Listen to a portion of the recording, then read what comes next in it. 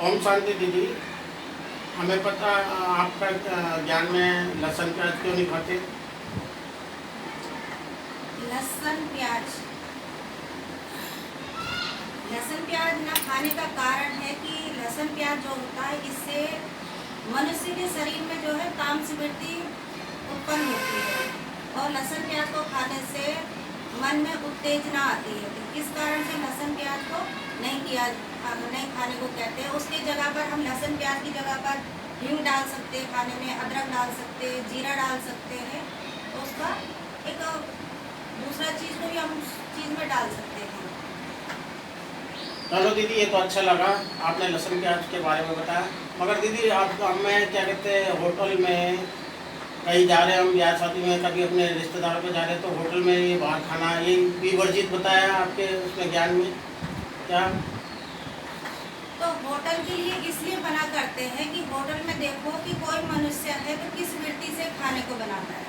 तो जैसे भोजन 3 प्रकार का होता है, एक होटल में बनाते हैं खाना, एक हम घर में बनाते हैं खाना और एक हम मंदिर में खाने को बनाते हैं। ठीक है, 3 प्रकार का भोजन होता है। तो होटल में जो खाना बनाते हैं तो होटल में हमारी जो सोच होती है तो उसमें होती है कि हमारी प्रॉफिट की भावना होती है कि हम पैसा कमाएं। उस भावना से होटल में खाना बनाया जाता है। और घर में खाना बनाते हैं कि माँ बच्चे के लिए खाना बनाती है तो बड़े प्यार से खाना बनाती है। और जब हम मंदिर का प्रसाद जो होता है वो परमात्मा की याद में बनाया जाता है। तो परमात्मा की याद से वो क्या बन जाता है? प्रसाद। तो आप बताइए, अगर मैं बोलूँ कि मंदिर का प्रसाद या घर का खाना या होटल का खाना, तीनों में से आप किसको बोलेंगे कि सबसे अच्छा खाना कौन सा है? मंदिर का होगा ना। मंदिर का सबसे अच्छा बोलेंगे क्योंकि मंदिर का प्रसाद खाने से मन में शांति मिलती है, क्योंकि वो भोजन जो है शुद्धता से बनाया जाता है, परमात्मा की याद में बनाया जाता है। और परमात्मा की याद में जो भोजन बनता है तो वो प्रसाद बन जाता है। तो इसलिए होटल के खाने के लिए इसलिए मना करते हैं कि न जाने उन्होंने किस संकल्प से उस भोजन को बनाया है ना, और ना ही वो साफ सफाई से भोजन बनाते हैं।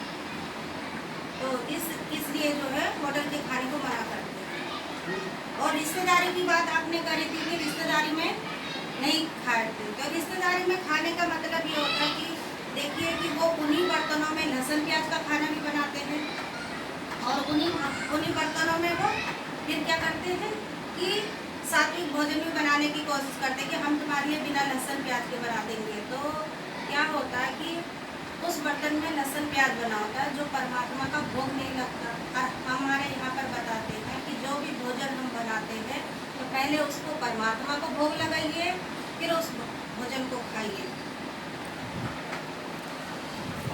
धन्यवाद दीदी, बहुत अच्छा लगा और ये बात जन जन तक पहुँचाएंगे। और आपने भी कुछ सुना ब्रह्मा कुमारी वालों की भोजन वोजन शुद्ध शाकाहार करके खाते हैं कहते हैं? शाकाहारी खाते हैं। ठीक है, आप लहसुन प्याज नहीं खाओ तो और भी अच्छा ही है। और अच्छा बिना लहसुन प्याज के भी बहुत अच्छी अच्छी सब्जियां बनती हैं और टेस्ट भी आता है अच्छा। ये नहीं है कि टेस्ट नहीं आता, खूब आता है। जैन लोगों में तो कोई चीज़ खाते ही नहीं है बिल्कुल भी, तो वो भी तो रहते हैं, शुद्ध नहीं खाते हैं शुद्धता से। हाँ, वो भी शुद्ध रहते हैं। आप खाते हो? उनके नहीं, मैं नहीं खाती। ठीक है, बहुत बढ़िया लगा हाँ। आज की क्लास का। धन्यवाद।